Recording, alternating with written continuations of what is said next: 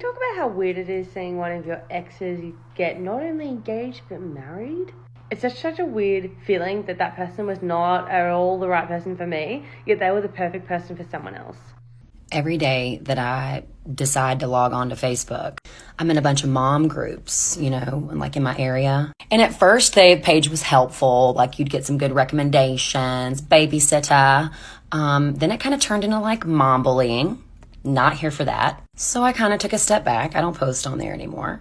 But I shit you not, every single day now, multiple times a day, there's an anonymous member posting on these pages complaining about wanting to leave their husbands because of how awful they are, how they don't do anything, how they don't take care of their children, how they abuse them financially, emotionally, sometimes physically.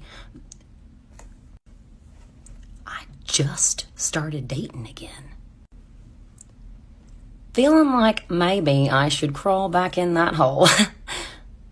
Put that wall back up. Protect yourself. Biggest emotional challenge since getting divorced. And I have to say that it's come to the realization of how replaceable I was in my marriage.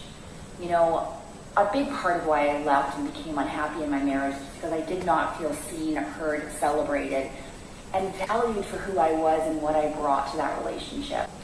And it became very apparent in my divorce that that was true. When I left my ex-husband, he was apparently devastated. I ruined his life. Within 2 months, he was already in another long-term relationship that lasted 2 years. Then overlapped with a second relationship, which has now lasted 2 years. And what I've seen and learned through watching this happen was that I wasn't special.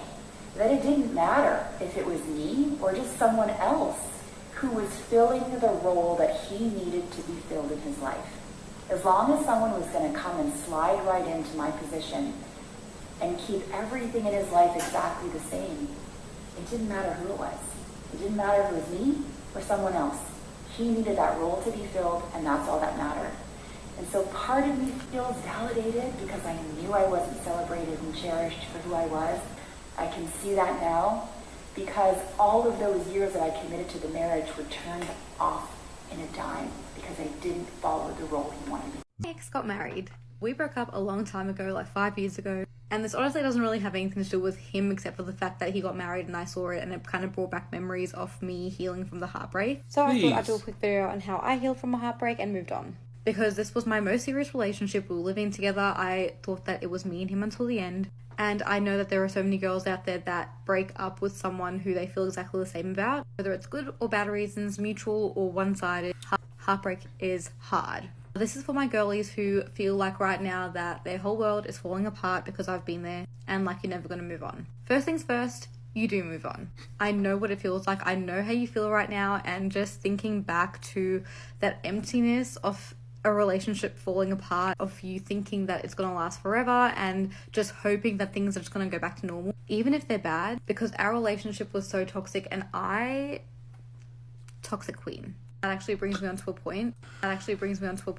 Really acknowledging what you've done in the relationship and trying to heal yourself from those bad habits or toxic behaviors. That period of singleness and aloneness after we broke up was so hard, but the best thing to ever happen to me because it gave me such self-awareness, such healing and strength, and brought me so much closer to God, like made him my priority.